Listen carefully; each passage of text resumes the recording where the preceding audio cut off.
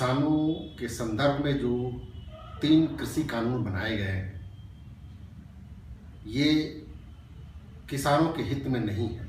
ऐसा किसानों का मानना है, ऐसा विधिवेत्ताओं का भी मानना है और ऐसा जो इस किसान की बारीकियों को समझते हैं उनका भी मानना है। इन बिलों के लिए या जो ये कानून बनाए गए हैं जिन प्रावधानों को लेकर के, इन प्रावधानों को लेकर के कोई किसान आज तक कोई आंदोलन नहीं किए थे, न उनकी कोई मांगे थी।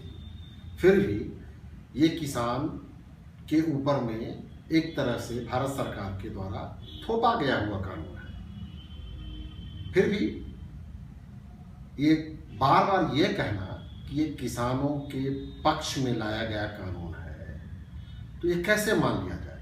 जिसके आप पक्ष में कानून बनाए हैं वे सारे किसान लोग और उनके नेताओं लोग इसके विरोध में हैं, तो कैसे माना जाए कि यह कानून के पक्ष में है? लेकिन सबसे बड़ी चीज़ है कि इस कानून की 3 कानूनों को आपको थोड़ी देर में, मैं संक्षिप्त में आपको 1-1 मिनट में इन तीनों कानून के संदर्भ में आपको मैं समझाना चाहूँगा। और समझना भी चाहिए, किसानों को भी, देश के नौजवानों को समझना चाहिए, किसान के पुत्रों को समझना चाहिए, सभी बुद्धिजीवियों को समझना चाहिए। इस तीनों कानून के संदर्भ में 1-1 मिनट में आपको अपनी बात रखूँगा कि पहला कानून है एपीएमसी को लेकर के, एग्रीकल्चर प्रोड्यूस मार्केटिंग कमेटी। यानी भारत सरकार ये कहती है कि गवर्नमेंट के द्वारा स्थापित जो एपीएमसी है, जिसको कई राज्यों में बाजार समिति के रूप में जाना जाता है, कई राज्यों में मंडी के रूप में जाना जाता है, वो सरकारी एपीएमसी चलते रहेंगे। इसके पैरेलल में प्राइवेट मंडियों को भी मौका दिया जाएगा, प्राइवेट खरीदारों को भी मौका दिया जाएगा, कंपनी सेक्टर के लोग भी इसमें आएंगे। तो सवाल ये है कि जैसे ही कोई सरकारी व्यवस्था रहती है और उसके विकल्प में कोई निजी व्यवस्था रहती है, तो सरकारी व्यवस्था धीरे धीरे चरमराने लगती है और निजी व्यवस्था फलने फूलने लगती है। ठीक उसी तरह से जिस तरह से सरकारी स्कूलों की हालत दिनानुदिन खस्ता होती चली गई और निजी स्कूलों की स्थिति बेहतर होती चली गई, स्वास्थ्य सुविधा सरकारी तौर पर जो चलाए जा रहे हैं वो निरंतर खराब होते चले गए और निजी तौर पर जो स्वास्थ्य सुविधा चल रहे हैं वो निरंतर फलने फूलने लगे। तो ठीक वही स्थिति ये सरकारी एपीएमसी का भी होगा और निजी एपीएमसी अधिक तेजी के साथ ग्रो करने लगेगा।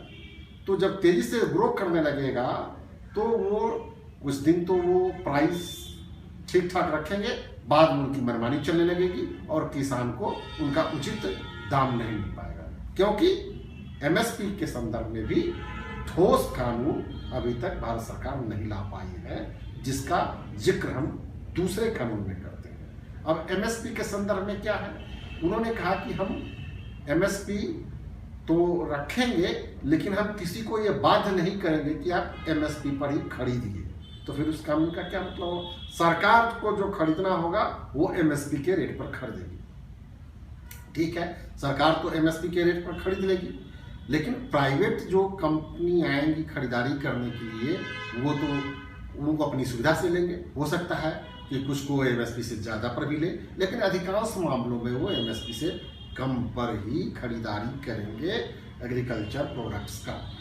अब मैं ये कहना चाहूँगा आपसे, इसके साथ साथ यह भी उसमें तय किया गया है कि जो कारोबारी होंगे कारपोरेट सेक्टर के लोगों के साथ किसानों से एक समझौता करेंगे, रिटेन एग्रीमेंट करेंगे कि वो किस चीज़ का फसल लगाएंगे और फसल लगाने के बाद उसको हम खरीदेंगे।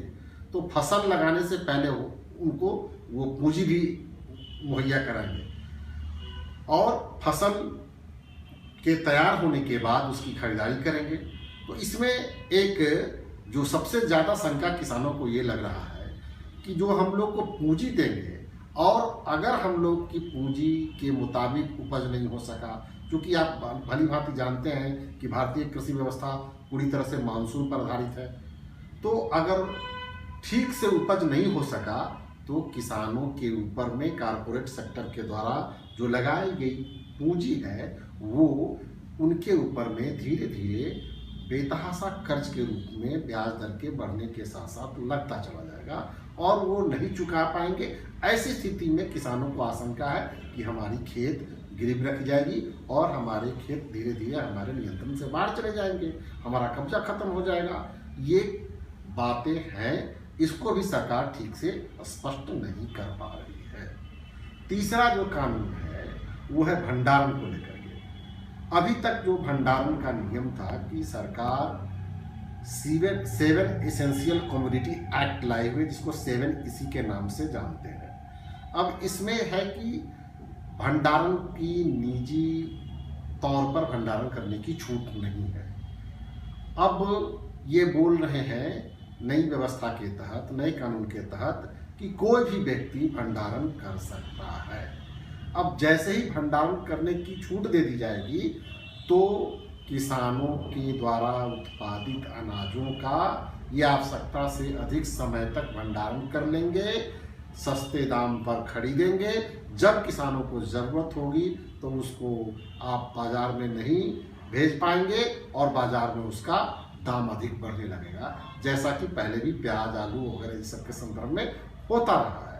तो अब वो पूरा तिलहन और के साथ रबी फसल, धान, मक्का, गेहूँ, इन सब पदार्थों के साथ भी होगा।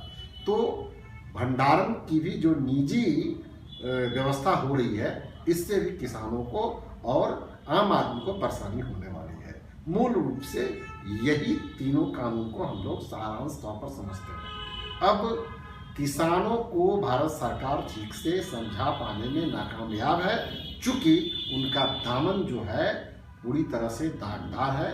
वो भारत सरकार बिहार और देश के तमाम किसानों के हित में काम नहीं कर रही है, बल्कि वो कारपोरेट सेक्टर में रहने वाले लोगों के लिए काम कर रही है।